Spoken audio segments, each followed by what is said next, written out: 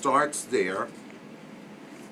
I'm going to make my first light is the word.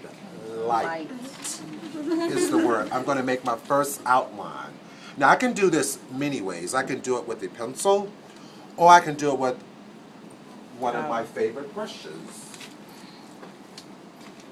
an angle brush.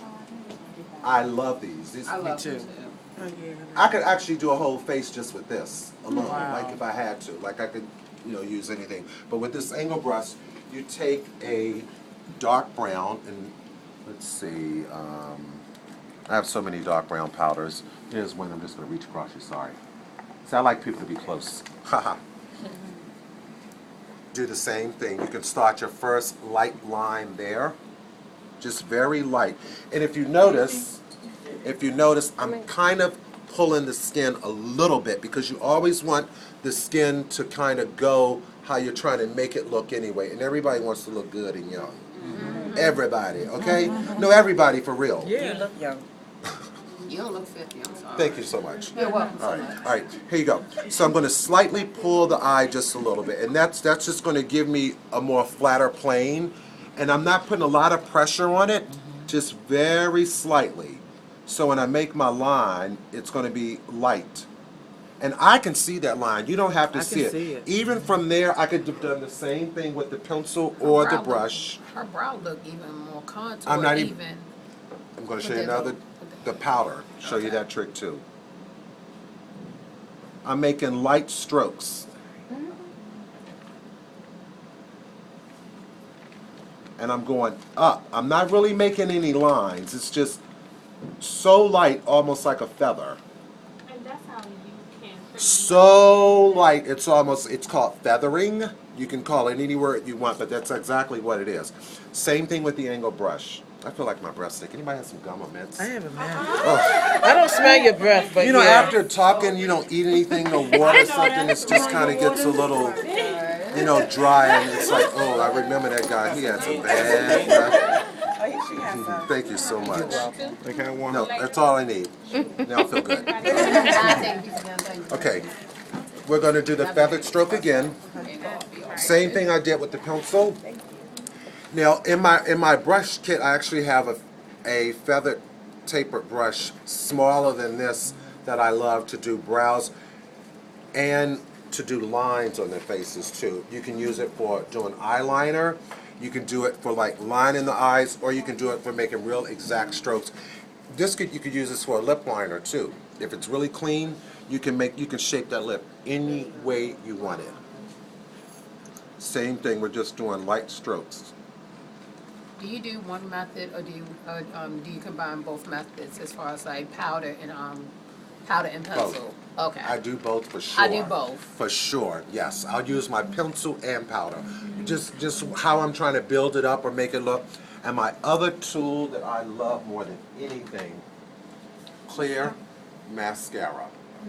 I can't live without this. Because as you're building that brow, which is one of the strongest frames for the face, the whole entire face. I always start with the brow first before I do anything else on the face, always. Because that's going to make my eye the shape I like it, and it's going to give me my proper line to build and to balance on. What this does, as you're applying it, it blends it in together. So it's just not, you just don't see a hard line, so it kind of feathers and fades it.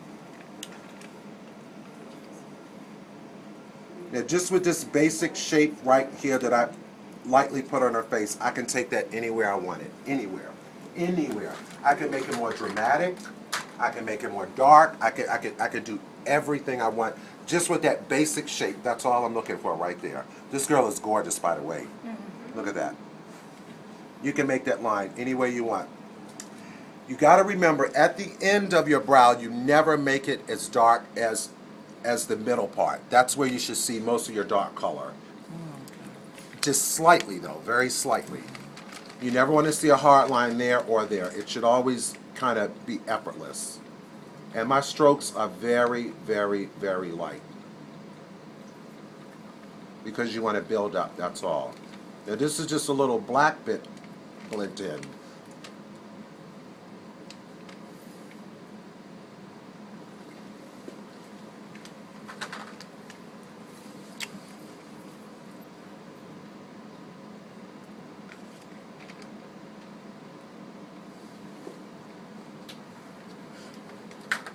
let's do a fast bridal look. Since we're running out of time, I know. Okay, let's do a fast bridal look for you guys. Bridal look, that means natural? No, I'm going to tell you, bridal is, to me, should always be monochromatic. That means it should always be in the same color family. Because usually when a bride thinks of an idea for a wedding, they decide on what their bridesmaids are going to wear or the color theme of the wedding. It should all be based on like the nails and the makeup too. So you don't want a lot of colors just all over the place. It should be a color story almost for a bride. Whether you're doing peaches, plums, Lavender. browns, lavenders, purples, it should be a overall consistent color theme. You know what I mean? Yeah. Now, do you do the bride a little better than the rest of them?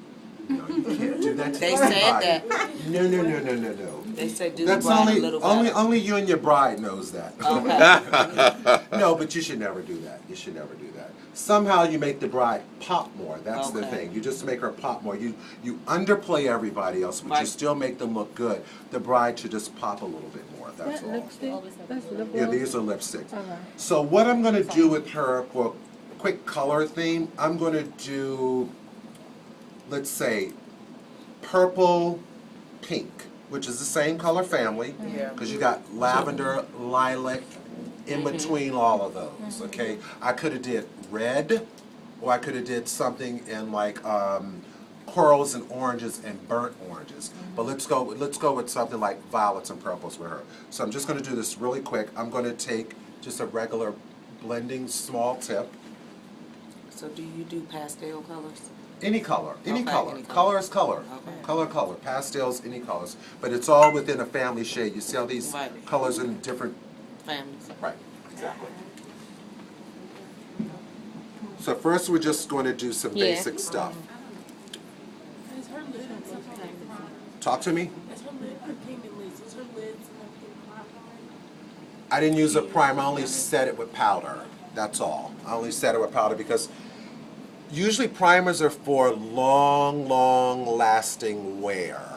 Just like they make a lot of the new stain lipsticks, long lasting wear that you have to use a remover to take it off with. But this is just makeup, easy on, easy off. It'll still last though. Because even as the day goes, if she takes a loose powder, she could just slightly just dab it so it won't break up and disperse. How about primer for a photo shoot? Or the makeup just... No, because normally for photo shoot you change the makeup. You know, like for a photo shoot, we'll take one face. Just if I was doing her, we would change her face like 3 or 4 times. Okay. So you want to be able to kind of like erase, play down, build up. With the primer, it just makes it stick. It's not going to come off good. So that's why I don't believe in the primer thing. Normal usage. I guess it's for somebody who needs to look the same way all day long. Okay. Like they won't have time to touch their face at all. Some people need that. So that's what primers are good Like for. I used a primer and I've had my makeup on since 8 o'clock last night and I had to travel all the way here. Okay. Okay. Let's try to do. No. Let's. I'm trying to go Yeah. with this shape of this eye thing. Okay. We're going to follow the same triangle effect. So I don't want to take this shadow outside of that line right there. Okay. So what I'm going to do a half moon on her eye, just to play with her natural crease. Anyone can create a crease with any eye. Asians do it on an Asian lid because the lid is flat. Right. But if you know proportion, you know where to place your first stroke. So the first stroke would be Now what just brush look is that? straight. What brush is that? It's just a normal short tip blending brush. Short tip, okay. Yeah, it's not a slightly blending brush. pointy, so you can make a line and you can blend it out at the same time. Okay. Okay, so what I'm going to do, without going out of that line that we know that's there, we're just going to start from the outer corner and we're going to make a half moon in. That was a little bit too much color on there. Do you believe in using a tape? No, I don't. Because it's just experienced hands, and that's how I started without tape. So I got trained without it. Certain things like that can handicap you. Yeah, I don't use it. You know what I mean? No, I'm just saying, you don't. Doesn't matter if you use it or not. It can handicap you because you'll depend on that technique so much. Right. You'll never be free to move around it. You know what I mean? Okay, that was a faux pas. Too much color. But being the pro that I am, just gonna blend that out. And I don't need any more on that brush, no more. I can make it stronger after if I want to intensify the color or to change it. Blending brush. It's just a blending brush. And that's the thing, when you place a color, you have to blend it completely out. Just a joke. No, just a joke. Just a joke. Only a joke. It's only a joke. It's only a joke. It's only a joke. Okay. That's what I'm learning. Okay, now that we have that half moon in there, it still has to come down on the bottom of that line too. And if you notice, I'm pulling that eye up slightly. Slightly. Blend, blend, blend is the secret. That's the absolute secret. It's blend, blend, blend. It's just like, oh, I got some purple eyeshadow. I'm just going to put it right there. And a whole bunch. No, that's not doing makeup. That's just putting makeup on your face. It's not actually making a story with it or giving it dimension, because you shouldn't just see it. It should be there. It's like, you shouldn't see green. You should just see, it's a little bit of green there. Right, You know what I right. mean? Now, if it's for night, that's fine. Clubs, that's what you do it for, because you want to pop because it's dark. You know what I mean? And you don't really see any details, so you want to see the impact of color at night. Weddings, you want to be soft in everything that you do. You want to blend, blend, blend. When you use the clear mascara for the eyebrows, what was that for? Oh, it's to blend in the actual powder, and it's actually to set it, and it will actually lift the hairs up. Okay. See, if you notice, it lifts the hairs up, and it holds them.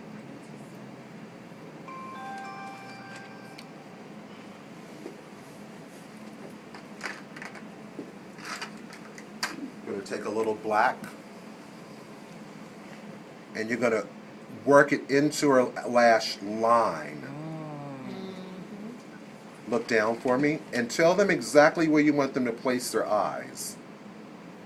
See, I'm not just wiping this across the top of the lid. I'm working Right, into yeah, I the see lash that. line. Okay. That's how you want it. Now I'm new to this. Why did you ask her to look down? Because so does lashes it makes, go down? No, it makes her lid smoother. Okay. It makes her, you have to direct their eyes, because you won't be able to place your product or whatever you're using where you need to place it. If they're looking all over the place, you'll keep messing up. It'll be lines all over the place. Right. So that's what I was saying before. Direct them where you want their eyes placed. That's all. Okay. I have a question. Sure. How do you handle when clients, Come closer, sweetie. I'm sorry. We're gonna get you to start shouting. Just act like you're talking to your cousin you don't like. How do you, like, sometimes, this only happens with my mom, she squints her eyes. My daughter does. Well, you have to. You know, like, how do you? The thing is, some people can't wear makeup. No, Their I eyes can't are super perfect. sensitive. I was trying to Their get eye both is so sensitive you can't even touch it. Yeah. It They- tears